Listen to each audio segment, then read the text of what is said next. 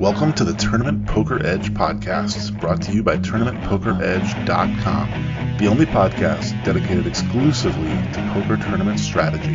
Now here's your host, Clayton Fletcher.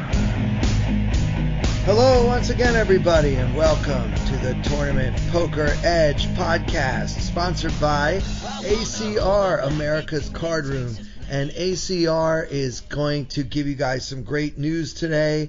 We're going to be talking about a special promotion where you can be my tag team partner in the WSOP Tag Team Bracelet event this summer in fabulous Las Vegas. And if that's not enough, we're actually giving away another prize where you can be the tag team partner of my special guest this week. He is going to have a very familiar voice to almost all of you. He is the legendary owner, co-founder, CEO, and head honcho of Tournament Poker Edge. Welcome back to the program, Derek Killingbird, Tenbusch. Derek, how you been, bud?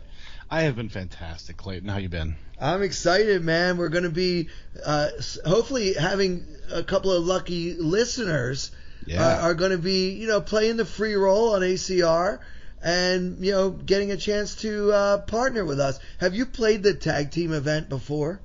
I have played it one time. We actually had a three-person team when it was me, AZN All in 007, and everyone's favorite Carlos Welch. Wow. Okay. So there you go. And now they cut it down to two. I think back then you could have four players in a team, and it's a 1K. So it's like you just need four players who can come up with $250 each. That's pretty easy. Yeah. Yeah, that was well within my buy-in range, thankfully, back then. So yeah, this time it's a little bit more, but that's okay. So the tag team event is a bracelet event. It's at the Horseshoe in fabulous Las Vegas this summer. Day one is June 22nd. I'm going to play, and you're going to play, and tell everybody out there what we've decided to do as far as these two seats, because ACR basically gave us two seats to give away. Yeah, shout out to ACR for all the support they've given us up till now. Of course, we give away $1,000 in a free roll almost every Sunday, but they have topped it this time by giving us two seats to this tag team event, which is going to be really, really cool. And it's not going to be that difficult to win, meaning you have to play well in these next upcoming free rolls. But beyond that, you don't have to jump to too many hoops. But we will give everyone all the details on what they need to do to get in on the action. Yeah, so if you want those details, guys, you got to get into the TPE Discord. It's free to join. There's a link in the description of this podcast. All you have to do is click that link and then go into your Tournament Poker Edge Discord and look at the details. We're going to post everything there. The official rules on our sweepstakes, right? Yes. No purchase necessary. Get in there.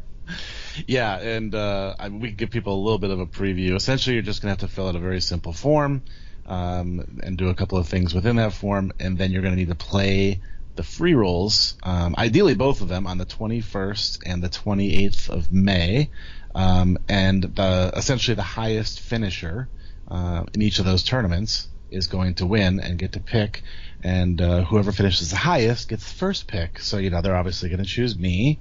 Of course. Well, maybe not. Although there were a few people in my chat the other night who did say they would pick me. So or they might have just been saying that to make me feel better. I'm not sure. But, yeah, so this past Tuesday, it was the Killingbird home game on twitch.tv/Killingbird. And I played. I actually made the final table of the Killingbird home game. I was trying for my third victory, but no, I think I got 7th or 8th place. It was fun. I always have a great time. This past Tuesday was especially fun. I don't know. We just had a lot of legends of the game, to borrow your favorite phrase. It was just a good time all around.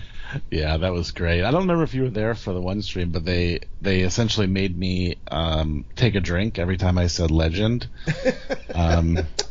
And that got carried away very quickly because apparently I say that word a lot. Yeah. I mean, but the irony of it all is, who's a bigger legend than you? I mean, you started one of the first training sites, and it's lasted all these years as so many others have gone by the wayside. You're a legendary streamer.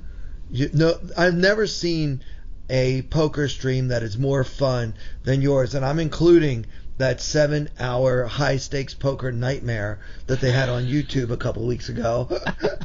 Boy, was that a disaster. That was just everything that's wrong with the game right now, all in one beautiful 7.5-hour package. Man, it's gotten to the point where it's actually hard for me to watch them sometimes, I have to admit. Yeah. I mean, it just feels like everyone's trying to top each other for who can be more annoying at the poker table.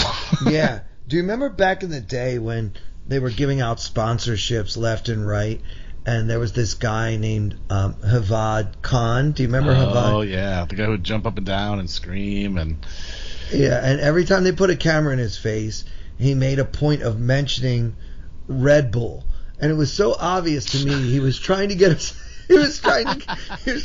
sponsorship deal from Red Bull, and he acted like the Tasmanian devil or something, and just if he won a pot, he was like, yeah, bulldozer, and all this kind of that's right, bulldozer craziness. And it was just so sad, to watch someone so clearly pandering.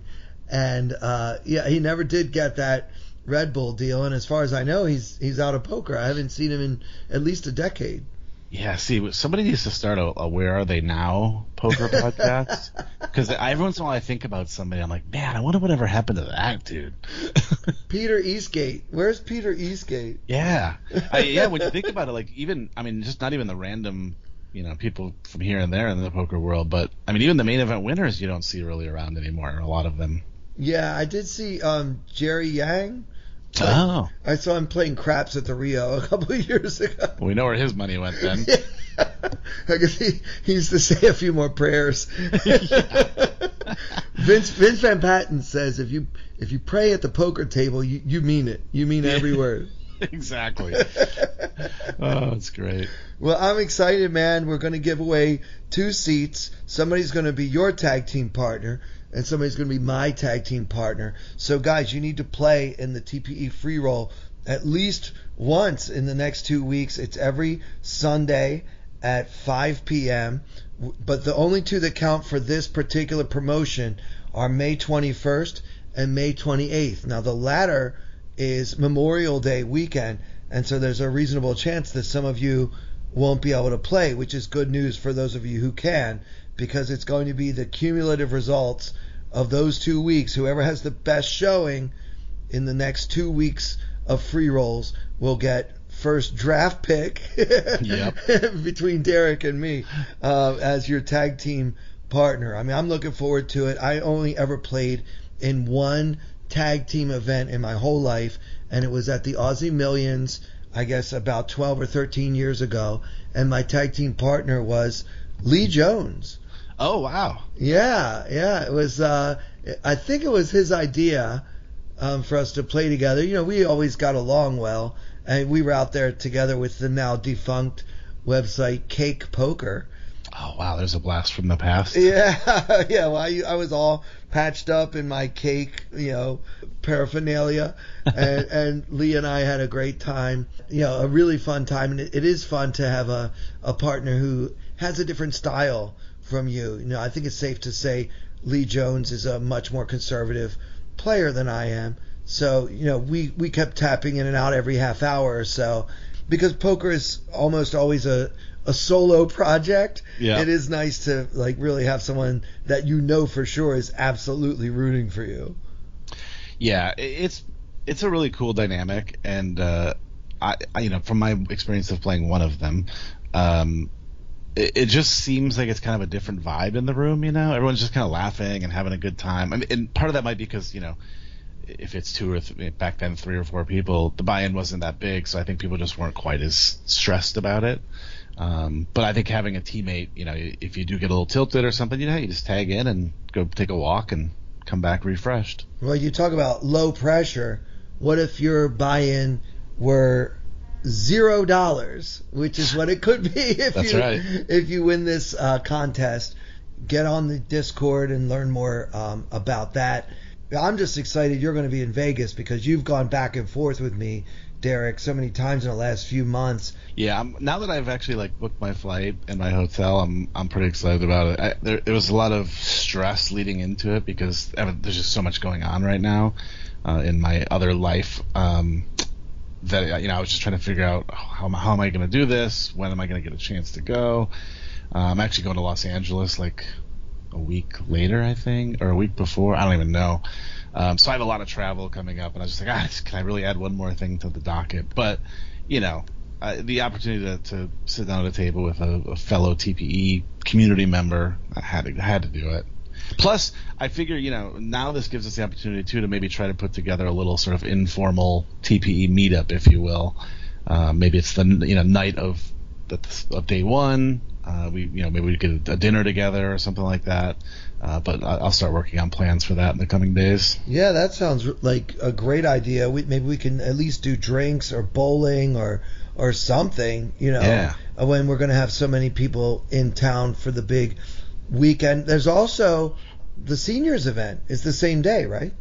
Yes, and I officially qualified now because I turned 50. Well, happy birthday. Thanks. For some reason, I used to think it was 55, but then I was looking at what other tournaments are around that time, and I was like, whoa, I qualify. Unfortunately, it starts the day of the tag team, but it starts 2 hours before, so I might be able to walk in there and just punt 1,000 and then kick off the tag team event a couple hours later. No, I think the rules are as long as you play at least one orbit at some point in the tournament, then your team will qualify for the bracelet. So your tag team partner can do the heavy lifting while you win the seniors event.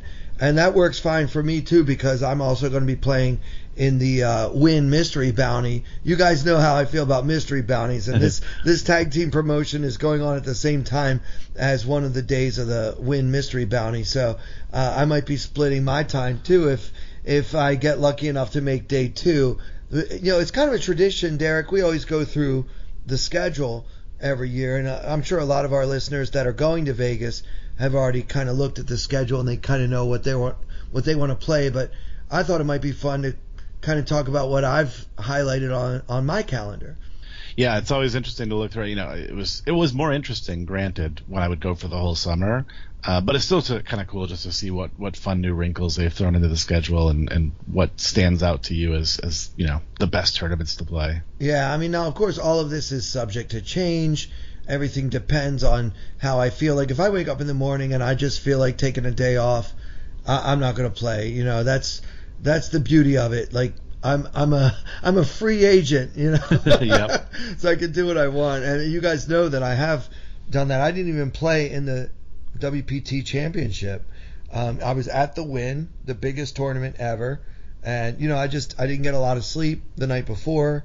I didn't feel good when I woke up, and I just decided I'm going to save $10,400 and not play. So I think that's part of discipline. As a poker player, you might have FOMO and just say, oh, I should get in there. But I saw who was playing that tournament, and there was such a strong chance that there'd be a crusher at my table. I just want to be on my best. Especially in a series this long. If you had flown in for a circuit event or something and you got 7-8 days to knock out tournaments, maybe you force yourself a little bit more to play. But this is like 2 months of tournaments, so you have to pace yourself or you'll just burn yourself out. So if you need a day off, you take a day off. Yeah, for sure. So I got 2 days off kind of built into the schedule.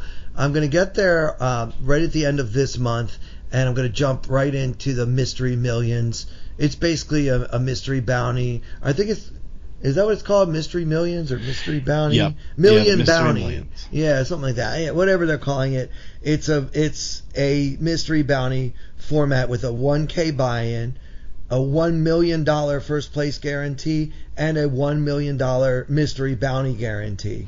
So my plan is show up in Vegas, win all the money, pick the right envelope, win the bracelet, and then just be set for the rest of the summer and just enjoy my life. I can play that because day 2 of that is Sunday, June 4th. But I couldn't play day 1 on June 2nd or 3rd because those are the 2 nights. I know some of you guys already have your tickets. They're going fast. Jim Jeffries and I are performing at the Mirage at 10 p.m. on June 2nd and June 3rd.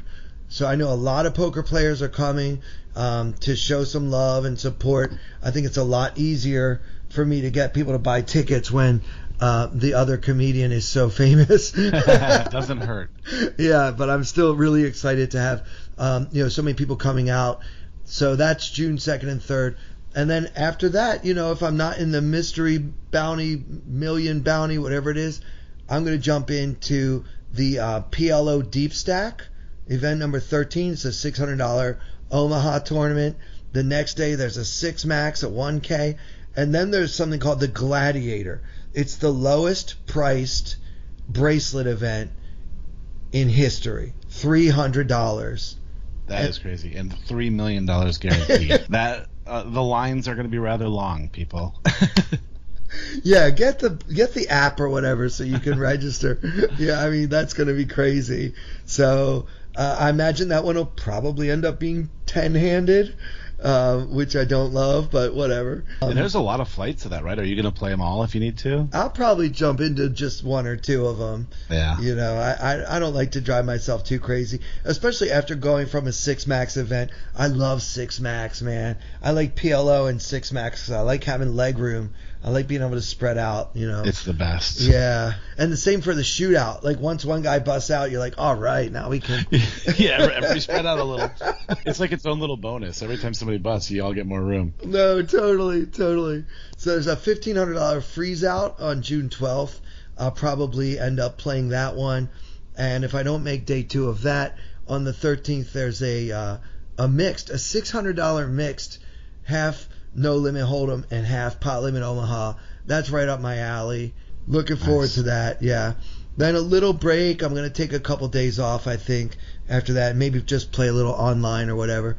And then, the 18th or 19th of June, Mystery Bounty at the Wynn. I'm excited for that. Oh, there's also a $2,500 Ultimate Bounty at Venetian. And the way this one works is they don't do bounties until day 2, but on day 2 the bounty prize I think is $5K. Oh wow. That's cool. Yeah, so it's like you win 2 buy-ins for busting one player as long as you make it to day 2. Wow. There's a $1,500 Super Turbo Bounty, which I think is just a 1-day tournament on the 21st. Then of course the 22nd, that's the tag team event, and hopefully someone who's listening to this now will be my partner in the tag team event, and somebody else will be yours.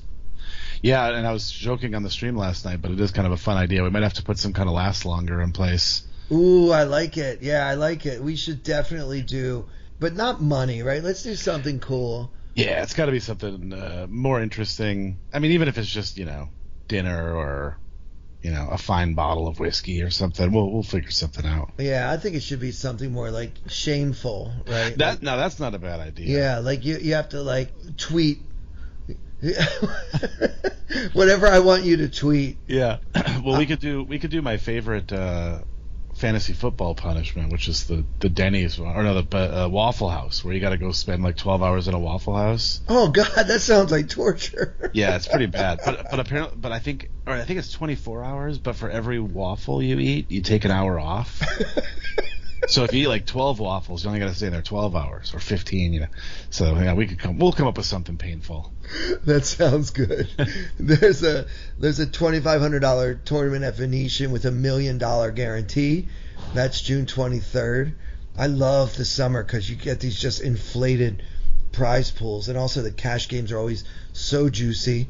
Yeah, that same day is that's the weekend for the Millionaire Maker. I love the Millionaire Maker. It's a $1,500 buy-in with a $1 million guaranteed first place prize, hence the name. I remember one year, like, first prize was $1 million and second prize was like 80,000. Yeah. Might want to flatten that out a little bit. I love it. I think all tournaments should be winner take all. So let's go. Yeah, I mean, you are the one that goes for the win every time. I'm over here laddering like as best as I can. Right. The Colossus is June 30th. So I don't know. That used to be the low buy-in. I think the original Colossus was $565, which was kind of unheard of in the World Series of Poker back then, where the minimum buy-in was always $1,500 before that. Then they started dropping them down, and now we got plenty of bracelets that are, $600 here, $800 there, and what they'll do is they'll call it the Deep Stack Championship, because Deep Stack is like a WSOP code for low buy-in. Right. Yeah. And they don't even really play that deep, which is kind of funny. Yeah, they might start with a lot of chips, but with the aggressive blind structures, it doesn't really stay deep for long. Yeah.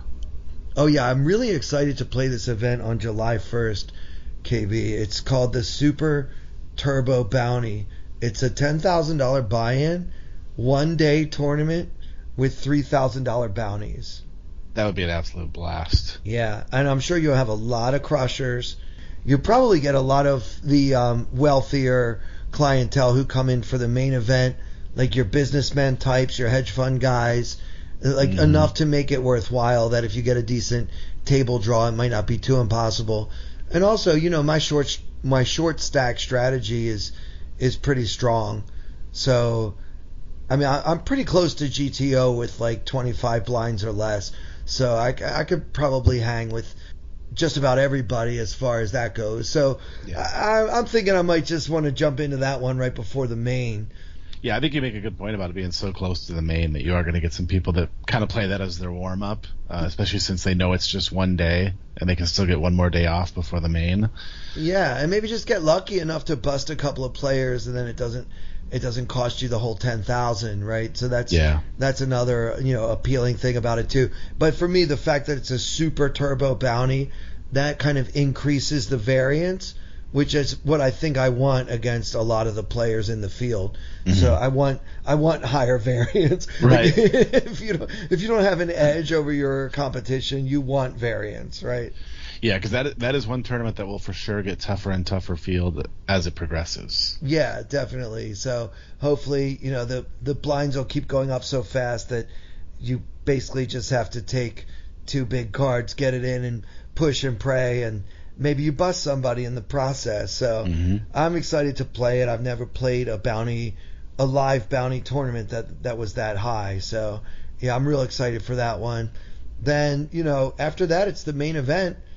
Right, and there's all kinds of other stuff going on around town, but I'm hoping that the main event will take up the bulk of my July, obviously. Yep. But yeah, there's another mystery bounty at the Win. This one's a 1,600 with a 2 million guarantee. That's if I don't make day 2 of the main event.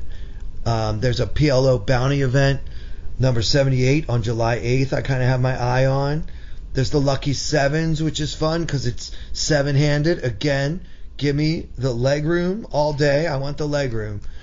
Yeah, I played that one year, and Jamie Kerstetter was at my table, so I always remember it. But it was, it like I said, with the extra leg room, it's just so worth it. And 7 is close enough to 6-packs that it's great. Yeah, it's fair enough. Is that what we played together? Do you remember? Wow, actually it might have been, huh? Or was that the 888? It might have been 777 or 888 or something. Yeah, I think it was one of those. Yeah, kind of same difference, right? It's like you're not going to be 10-handed. You know that for sure. Yeah. Then there's a 1,500 shootout towards the end. That's on July 13th. I got my eye on that one. I've had some success in shootouts in the past because, as you already mentioned, Derek, I like to play for the win. And in shootouts, second place means nothing. So yeah, I like that. They're bringing back the Flip and Go, sponsored. Oh boy. Sponsored by Degeneracy. So will you be participating in that? I'll do one bullet. That's it. I know people who did 20 and 30 bullets in the 1K Flip and Go a few years ago, and it's just I can see it getting out of hand rather quickly. So I'm not doing that. And then they're doing the closer, a $1,500 tournament right at the end, the closer. And there's like a 1K freeze out. I mean, there's something for everybody. You may have noticed most of the tournaments that I'm planning to play are going to be at the Horseshoe. So, I'm excited to try to get that bracelet, finally get my first bracelet. That's my goal for this summer. I'm going to be doing a lot of the online stuff as well.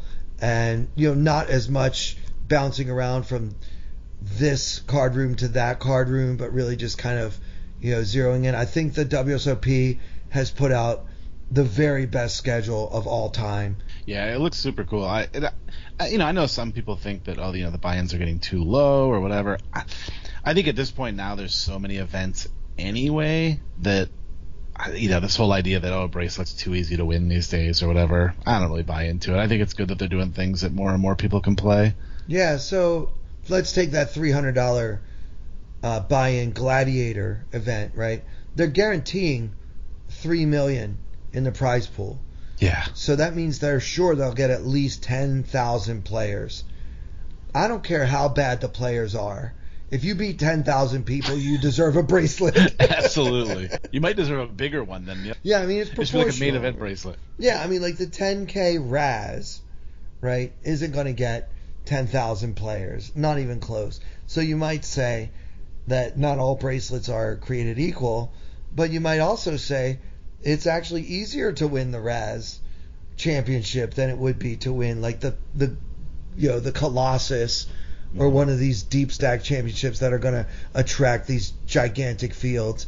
The World Series of Poker is not trying to be the Poker Go Tour or the Triton, the Super High Roller Bowl, right? Like winning that means you're really good at poker. Yeah, and I think, the idea that we need to bring more and more people into the game, that's difficult to do when you have, every event's 5K plus or whatever. The average Joe or whoever's not necessarily going to make that leap. So, let's give people a chance to come in and play, and, if they win a bracelet, cool. I'm down with that. Yeah, I'm all for it. I'm just excited. I've been excited since they first released the schedule in the wintertime. I start counting the days like in February. And of course, as always, I'm on the roster of possible color commentators for Poker Go. So I'm excited to do that as well. I really enjoy doing commentary, believe it or not, almost as much as I enjoy playing poker. Yeah, I actually got to do it once, which was really cool. And I enjoyed it a lot more than I thought I would. I guess I should have been that surprised because it's not unlike streaming on Twitch. But yeah, I had a really good time doing that. Well, it is less drinking. True. Yeah, they told me I couldn't bring my beer in there. Too much expensive equipment, apparently. Yeah, they don't want you spilling your beer all over the place. Yeah. Yeah, we were talking about beer actually the other night on your home game stream on Twitch. You didn't know that I'm also a beer guy like yourself. Yeah, I love that. We're going to have to... well, I don't know. I was going to say we'll have to make it over to my favorite beer bar, but it's kind of far away, and we'll probably be hopefully playing the whole time. Yeah, I'm hoping that we'll be very busy with the tag team event and, hopefully helping to make some of our listeners a little bit richer in the process. Yeah, it's going to be so much fun. I can't wait. Yeah, it'll be cool. So what are your dates? I get in on the 20th, I believe, and I think I booked my return flight for whatever that Monday is, maybe the 26th. But I purposely booked it on Southwest where they have no change fees. So if I need to extend it or if I want to play something else, because I did see another tournament that I thought might be kind of cool to play in on that like Sunday. So maybe I'll fire another one, stay a little bit longer. It'll just kind of be an open-ended trip. I mean, you have to. How do you not do the Millionaire Maker? Like, I feel like you have to do the Millionaire Maker. You're going to be there. I know. Yeah, that'll be a great tournament. But if there's a mystery bounty going on somewhere, I might have to go find that. I need to win a mystery bounty before the king of mystery bounties. Oh, man. It's brutal. I've made day 2 of 2 different mystery bounty tournaments, and I have yet to open my first envelope. That's painful. Yeah. I was watching the Triton series the other day on Twitch, and I was watching people open their mystery bounty envelopes, and I was so jealous. It's so fun. It's really the best new thing to come along in poker for quite a while. I think it's a great innovation and something that really gets people excited and encourages gambling, which is really just what the doctor ordered in this day of everybody just trying to climb the ladder and stare each other down and wait for another pay jump. Now it's like, well, if you want the real money, you got to bust somebody. So get in there. And ACR is working on adding mystery bounties to their tournaments. So yeah, I'm I've heard. super excited about that. Very exciting. All right, well, let's do some strategy. I'm excited. We talked about poker all this time. We talked about the World Series. Did you bring a hand? I did. I actually brought a hand from one of my Twitch viewers and a loyal podcast listener as well. His name's Mark. Nice. And he lives here in North Carolina, actually, and he recently went out and played the circuit event. I know he played a few different events out at Cherokee for the WSOP circuit, but this one in particular is from the main event out there. All right, well, shout out to Mark, and thanks for sending a hand for us. How much is the circuit main event for those who don't know, including me? I believe it is a $1,600 buy-in. That sounds right. Okay. Yeah, it might be $1,650, but something like that. All right. So what's going on? So this is nine-handed, and they are at 300, 600 with a 600 ante, big blind ante. Our hero here is under the gun +1, and he has 24.7K to be exact. So what's that, about 40 bigs? Yeah. I do not have the stacks for everybody at the table. He was nice enough to send this over in a hand replayer, but it only has the stacks of the villain and himself. So we'll do the best we can with that. So under the gun folds. We can kind of surmise, though. I mean, this is relatively early in the tournament. I mean, 3-6 is probably level 4. Yeah, and I would get, there could be a couple of short stacks or whatever, but probably everyone's sitting, in that like 20 to 50, maybe 60 big blind range would be my guess. Yeah, without other information, we'll just go with that. Did you say what we have yet? Yes, we have the Ace of Spades, 10 of Clubs. Okay, so it's a 9-handed table. We're in second position. Mm-hmm. Or are we in third position? Yeah, we're in second, yeah. Okay. Yeah, I mean, look, Ace 10, I really don't think you're giving up too much value by just folding this. It was actually going to be my very first question to you, because as soon as he sent me this hand, I was like, well, I don't even know if I'm opening this from this early. You guys listen to this podcast, and by the way, let me give a special shout out to anyone who has listened to every single episode of this podcast back from the early days of you and Casey and Diego and everybody else. There are so many episodes to get through. Anyone that's listened to all of them, you have a special place in my heart. Speaking of which, and not to get off on too much of a tangent, but it was funny because about 2 or 3 weeks ago, I think, I actually got a tweet at myself and I think at Ron Fez Buddy as well, saying, hey, I just listened to that episode and I heard you say at the very end of it that if you're listening to this 10 years later, tweet at us and we'll send you a t-shirt. So I guess at some episode a decade ago, I must have said, it's kind of crazy that someone's going to be listening to this 10 years from now. 10 years from now. And I'm like, so if you're listening, tweet at us and tell us. And the guy did. And unfortunately, we don't have t-shirts anymore. But oh, man. But I have some in Vegas at a buddy's house, so I'm going to have to get some from him, bring them back with me, and ship that guy's t-shirt. Oh, okay, so there are t-shirts somewhere. You just don't have them right now. Yeah. In fact, I don't want to bring them all back, so I might have to find a way to give those all away at the World Series of Poker. Yeah. And by the way, I think this idea of taking what Nacho Barbero said and turning that into a t-shirt is really starting to pick up steam. People are designing t-shirts in the Discord. I've gotten some tweets where people have said, if you make this a shirt, I will absolutely buy it. So maybe like a plain black or dark blue t-shirt with the words ICM is for poor people. We might have to wear those during the tag team event. I love it. But do we count as poor people? Because I think we do. Yeah, absolutely. So anyway, getting back to this hand, we're under the gun +1, or as I call it, second position, with 40 big blinds and ace 10 offsuit.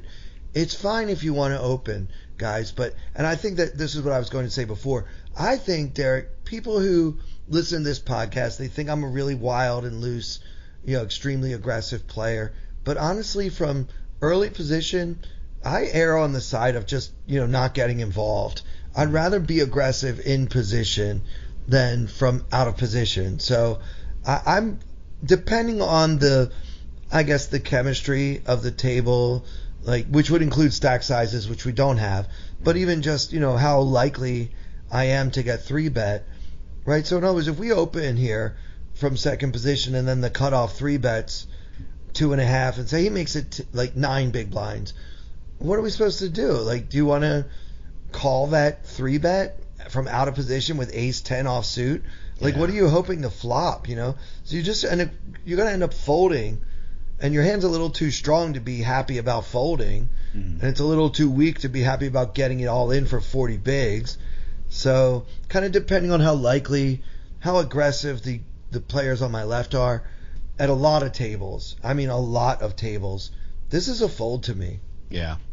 I think I agree, and especially I have not actually played the main event at Cherokee, but I've played many, many poker tournaments at Cherokee, and it plays a little bit like a home game in that if I open here, I'm kind of expecting to get like 4 callers because it's just the way it goes there, And I don't know how good I feel about playing this hand against multiple opponents, or honestly even one.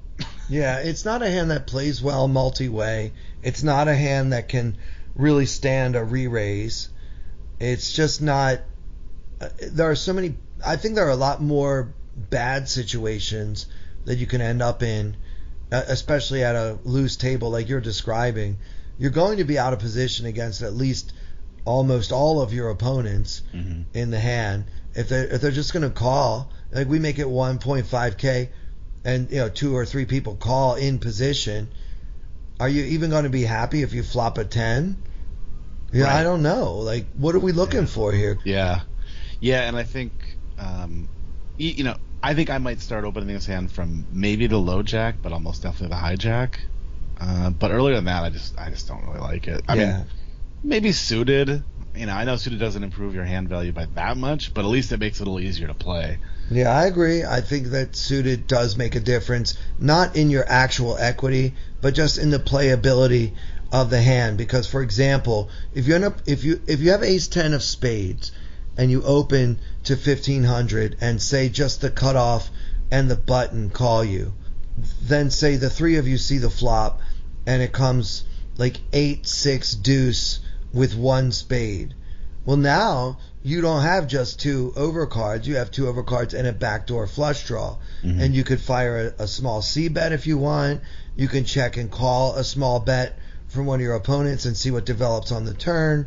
Like, you just have more playability. Yeah. You really can't call with this hand unless you hit the flop, and you're not going to be thrilled about it unless you hit the flop really hard, which is very hard to do. Yep. So maybe it's just a fold. Yeah, I think I agree.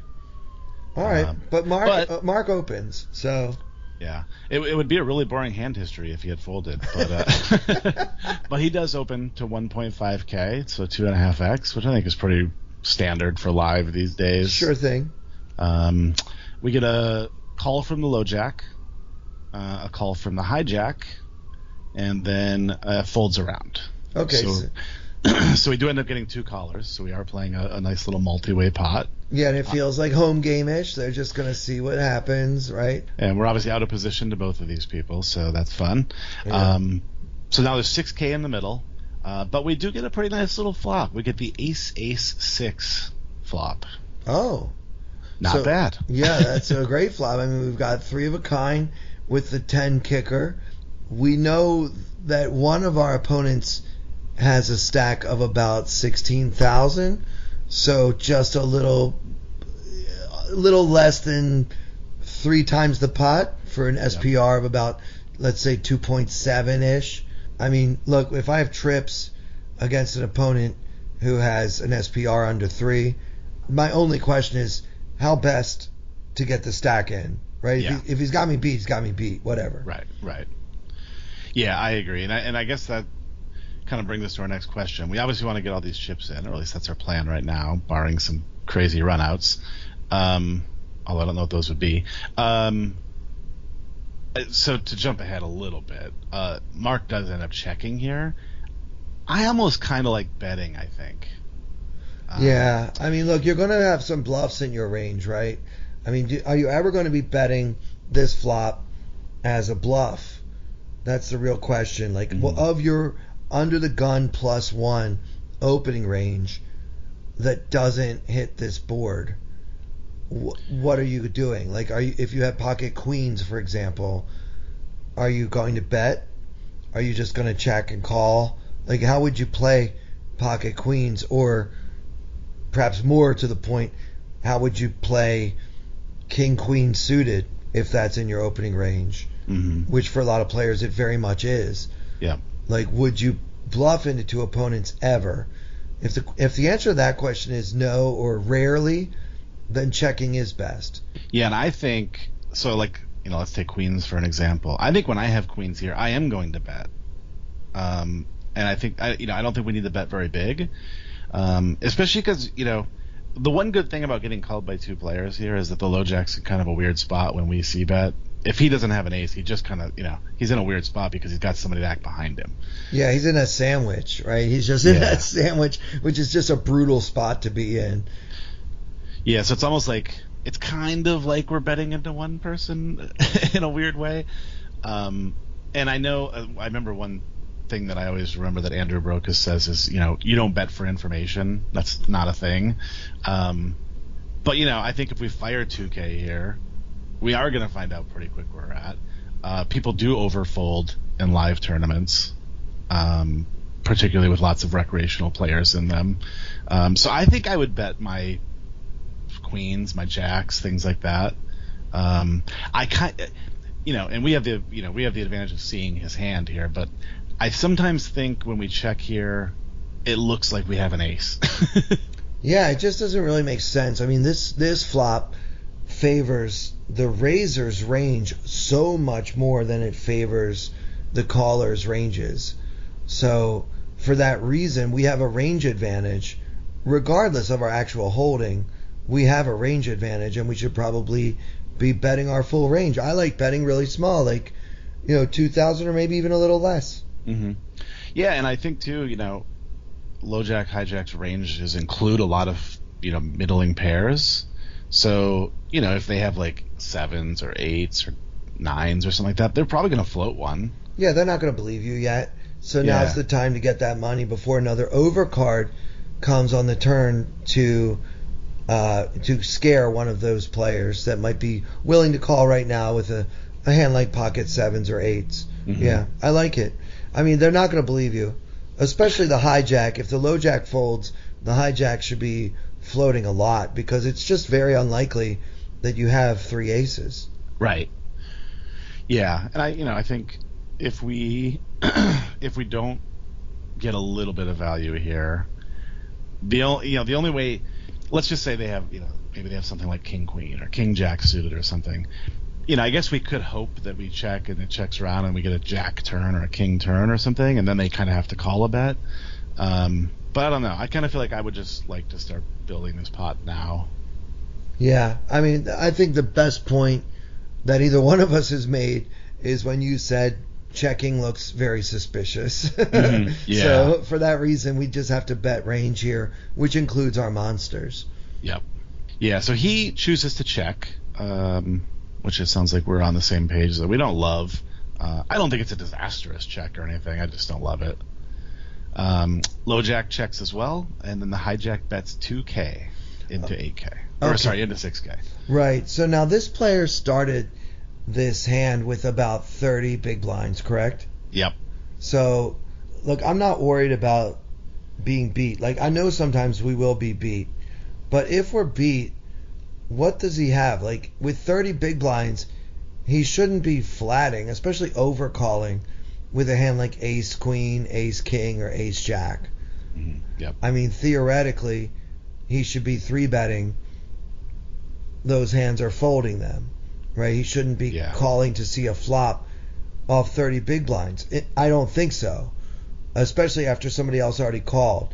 Mm-hmm. If I'm sitting in his seat with ace jack, I think ace jack is probably the only hand we're even a little worried about. Yeah, because I could see some players just calling with ace jack, but I think ace queen, ace king probably 3-bet. Especially with 30 bigs, they should be trying to get all in. Yeah. Right? So, yeah, maybe we're pipped, and then that's going to suck, and then we'll understand why Mark sent us this hand. But I have faith in you, Mark. I don't think you just wanted to send us a crybaby story about losing this pot to ace jack. And full disclosure, guys, I haven't looked at this. I don't know if Derek has, but I don't know what's coming. So I'm kind of going through it at the same time as you. But for that reason, I'm going to check raise here. I'm trying to get all in with him. I think that he should be pretty excited if for some reason he flat called with like a suited ace 9 or ace 8 or whatever. He's not going to be able to fold. So let's try to get all in. Let's go. I like that plan as well. But our hero just calls. Okay, so he's just going to slow play. I think the problem with this, though, is when nobody else has an ace, they're just very likely to shut down, and then we lose the opportunity to absorb their stack. Mm-hmm. Maybe we can get another little value bet on the river if the turn card checks through, but otherwise we're pretty much just going to be hoping to squeeze a little more value. I mean, we have a 3 streets of value hand versus a player who is betting into us on this flop. So I'm not worried about ace king. I'm not worried about ace queen. I guess I'm a little concerned about ace jack because I agree with you, Derek. Sometimes they do flat with that hand, but we can pretty much beat everything else. Okay, fine. We can't beat pocket sixes. Okay, fine. Great. And we can't beat ace 6, but that's the full list. Yep. Everything else we're crushing. So let's go. Let's get some chips in. I'll make it 5,500 or some small check raise and see if we can keep him in for a while. Yeah, I agree. And I don't think we're going to, I guess maybe an argument for just calling here is to try to get the low jack to come along too. But I just don't think that's going to happen often enough to make it worth it. I mean, come on. How many aces are in this deck? Yeah, exactly. I think even if the third guy has 10s or something or jacks, he's probably just going to fold now because he's like, well, one of these guys has an ace. Yeah, of course. I mean, 2 people have expressed interest in the pot. I mean, my 10s, my 9s, even pocket kings, if he slow played, doesn't feel too good after that much action. Yeah, so. I agree. I mean, it might as well be pocket 5s or something. Yeah, whatever. You're either way ahead or way behind, right? Yep. So our third person in the low jack does fold. So we are now heads up, and there is 10K in the middle. The villain now has 13.6, so just a little over pot left. So we still do have time to get this money in, but I think we probably could have done it in a more efficient manner. Yeah. I don't want him to shut down. That's all. That's what I'm worried about. Yeah. So we get the 9 of clubs on the turn, which, of the cards in the deck, it's not a really scary card, but it's not my favorite. Yeah, I kind of don't like that card at all because I feel like a big part of our opponent's flatting range pre-flop could be like an ace 9 suited type of hand. But, honestly, with these stacks and this SPR, like I say, if he just got super lucky, that's fine. Anyway, the board is now ace 6 9 with 2 clubs, and the hero has the ace of spades, 10 of clubs for 3 of a kind, and a somewhat relevant 10 of clubs. I mean, I don't know. Do you do the check call lead? I think you're just going to lose him a lot. I suppose he could have some bluffs, so maybe we want to keep those in. Yeah, because now if we lead the way this is played so far, I think it just looks super strong. Yeah, I don't think we can really do that here. I mean, unless we would do that sometimes when we pick up a flush draw of our own. But how many flush draws we're going to have that check and call with the low jack still waiting on this flop? I don't think we're really going to have a flush draw very much at all. Yeah, it's pretty much maybe like king queen of clubs. Even that should have folded. Maybe. Yeah. I certainly would have folded it, but it might be the only one where I'm like, well, maybe he's got a backdoor royal flush draw. So. Yeah. Okay. Fair enough. So I think now that we've checked on the flop, I think we just have to check again on the turn. Yeah, I like it.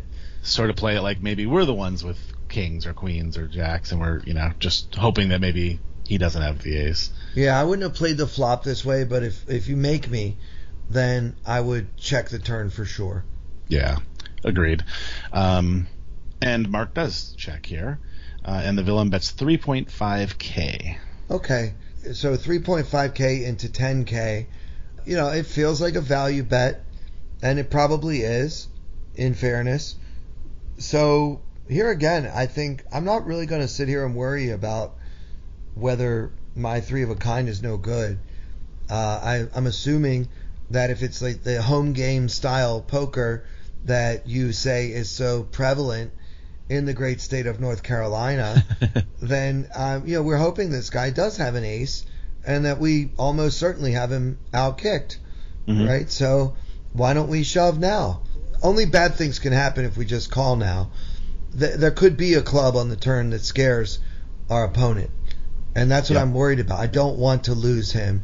I don't want him to find the hero fold when we probably have him crushed. So I would check shove. Yeah, So, I would do the same. Because when we call here, we're kind of doing the same thing we did on the flop of the turn. Because now we got to kind of check the river, too. Almost. I mean, I guess we could do like a small lead on the river or something. Because he's just going to check back so often. Yeah. If he doesn't have an ace. So, I think I like jamming now. But Mark opts to just call. Okay, so he's really playing this slow, and maybe he had his reasons, but yeah, I'm not really loving this line. I think I would have check raised the flop and tried to get the money in then. But at this point, if he just calls, there's going to be 17,000 in the middle, and the opponent only has like about 10,000 left. So I don't see any river card that's going to change my plans, Yeah, yep, I would agree. And, I guess the one exception would be, and Mark might come back and tell me on Tuesday, oh, this guy was a blaster. I watched him blast so many chips off on 3 streets that I just wanted to let him keep doing it. Okay, that's a fair argument. But, yeah, I mean, if it's exploitative, we don't want to lose him. We want to let him keep bluffing, and he bluffs a lot. So, yeah, that's totally valid for sure. But in a vacuum, I think we both agree. We just get it in on the turn here. Yeah. But like you said, there's now 17K in the middle. We do just call, and we get the Queen of Diamonds on the river. So now the board is ace, 6, 9, queen. No flushes out there. Yeah, so, I mean, for our listeners, Derek, let's ask, how do you like this queen? Not a big fan. Okay, tell me why. I do think... Well, man, I was gonna say maybe queens as part of his range, but it's probably not. I think that is a hand that he does 3-bet pre. The problem here now is that basically the hands we beat are so many less. It's like if he has ace jack, we lose. We have ace 10. If he has ace 9, we lose. If he has ace 6, we lose. So we basically beat like ace 7, ace 8. And then obviously the other smaller aces. So yeah, I don't really love it. Well, I don't think it changes my plan, by the way. Yeah. I think I'm still getting all my chips in happily. But I would have much rather seen a deuce here or something. Yeah. Well, I prefer the queen to a deuce, and the reason why is I don't think our opponent ever has a queen in his hand. I mean, if he has ace queen, he should have 3-bet before the flop. If he has pocket queens, he should have 3-bet before the flop, and also probably not have bet the turn. So I just think the queen really changes nothing, whereas ace deuce is a hand that we were beating on the turn that our opponent could have in his range, especially suited, and then just beat us with a deuce on the river. So if you give me the choice of a river card, I'll take the queen all day. I think that queen should never change anything. And again, I haven't seen the result of this hand, but yeah, if he had ace queen, he was winning the whole time anyway, so nothing really changed. Yeah, that's a good point. I guess we are more worried about ace x, where x is something like deuce 3, 4, 5 or something like that. So maybe you make a good point that we don't want to see small cards here. We want to see a big card because he doesn't have queens, he doesn't have ace queen, he doesn't have ace king. Yeah, but the problem is I think we look pretty strong now. So we've checked and called twice, and if we check again on this queen river and the opponent goes all in, I think we have to call just because the price is so good. But I don't know too many casual players who are capable of this kind of 3-barrel bluff. So at that point we're just hoping that he's going to show up with like ace 5 suited. But even that hand might slow down after we call him twice. So I won't love it, but I'm not folding. So that's my opinion. Yep, I agree. Are you ever leading here? I mean, are you just jamming, or are you letting him continue to bluff? I mean, it's like you said, maybe he's a blaster. We want to keep his bluffs in. I don't really know what leading is going to accomplish. Maybe if we're worried he's going to check behind, we could do some kind of like insulting, tiny, like 3K into 17K. Yeah. Sort of like, it's basically just a little more than a check, right? Right. But, I don't know. I don't get that fancy. I'll just say, look, you've been trying to take this pot away from me the whole time. So let me check to you once more and see if you want to put the rest of your stack in, because I'm not folding ace 10. No, sir. Mm-hmm. Yeah, so maybe we say our river play here is very villain dependent. If we think he's a blaster, we let him blast. If we think he's kind of conservative and might check back, maybe we try to go for low value. Well, what can we get value from? Really, only that ace 5, ace 7, ace 8, ace 4, and I don't know how many of those hands are in his calling range, but it sounds like a lot of them would be, given the kind of general player profile of the field, according to you. Mm-hmm. So yeah, that's a good point. So we're pretty much counting on him having a bluff, just blasting. Yeah, or that he would value bet worse, like ace 8 suited. Yeah, which I think he will. Yeah, he should. I mean, we could have pocket kings and just not believe. Yeah. Right. In which case he hates the queen, because we might also have pocket queens, and now he might get scared and not bluff. Mm-hmm. But I don't know. All poker is villain dependent, but especially live poker. Oh yes. It just makes such a difference how these people approach the game, how the different villains view the game, and what their goals are, what their reasons for playing are. There's so much psychology that goes into it that also exists in online poker, of course, but you just don't have access to it in the same way as you do, where you get to actually experience another player's personality in the flesh, right? Yeah, you get so much more information. I mean, this guy might be on his third bullet for all we know. Yeah. And then that might change how we play it. But in this case, Mark does check again. Villain goes all in for his 10.1K, and I think we've already agreed we are putting our chips in and flipping our cards over pretty quickly, I think. Yeah. And he shows us the ace queen. Oh, okay. Well, it just ends up being just kind of a bad luck hand, really. Whatever we did, we were going to lose a lot of chips. Villain should not really have ace queen. I think if you're sitting there in the hijack with 30 big blinds in a pretty typical sort of $1,600 tournament setting, I think ace queen is a 3-bet for the most part. I guess you can mix in some flats, obviously, once in a while, but why do you want to invite the cutoff and the button and the small blind and the big blind to come and join the party when you just have ace queen offsuit? I think that villain didn't really play pre-flop correctly, but he ended up getting max value. Yeah, he knew it was coming. Yeah, I guess so. But yeah, it's not a hand that he should have a lot of in his range. I think most solvers would have ace queen in the 3-bet category. So yeah, and I think, we can't always be results oriented. I think we're going to win this hand a pretty high majority of the time. I think we're going to see ace 5, ace 4 and stuff a lot. Yeah. Just happened this time. Somebody took an unusual line, and but we could have just avoided all of this by folding pre-flop. Which is what I really wanted to do in the first place. As the advice always used to be in the 2+2 forums, fold pre. Well, I'm sorry you had to experience this hand in real life, Mark. It's a shame, and a lot of the hands that we get from our listeners that are kind of suggestions for hands to discuss on the podcast are hands that are kind of in this vein, is there anything I could have done? Like, could I have gotten away from it? And I think the only chance to get away from it actually would have been before the flop. Yeah. Your fate is sealed once you get that flop. Yeah, for sure. I mean, you're not going to flop trips against a guy who starts the hand with 30 big blinds and find a way out of it. You know, you're in it now, buddy. So that's it. All right, Derek, why don't you tell the people what's going on? We know we have Sunday on twitch.tv/Killingbird, the TPE Freeroll, which is this Sunday at 5 p.m. We always give out the password on the live stream, and we're going to keep doing it that way. Loyal listeners can ping us for the password a few hours before the tournament starts to make sure that you have it at the time when registration opens, because as you know, it's a pretty small field.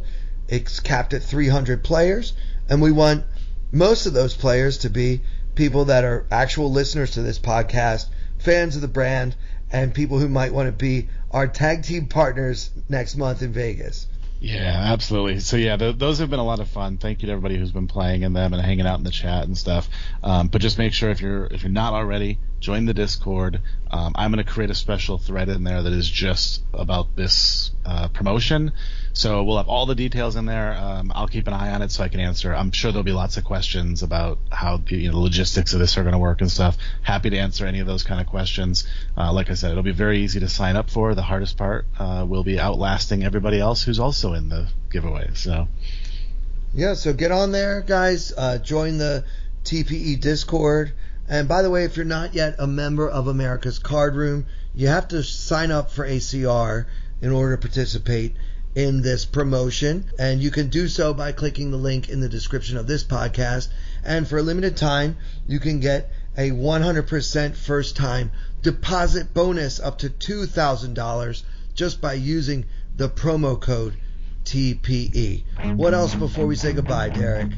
I think that is it. All right. Well, for our favorite head honcho, the CEO and owner of Tournament Poker Edge, and everyone here at Tournament Poker Edge, and especially a special thanks to our very generous sponsor, ACR. I'm Clayton Fletcher. Thank you so much for listening.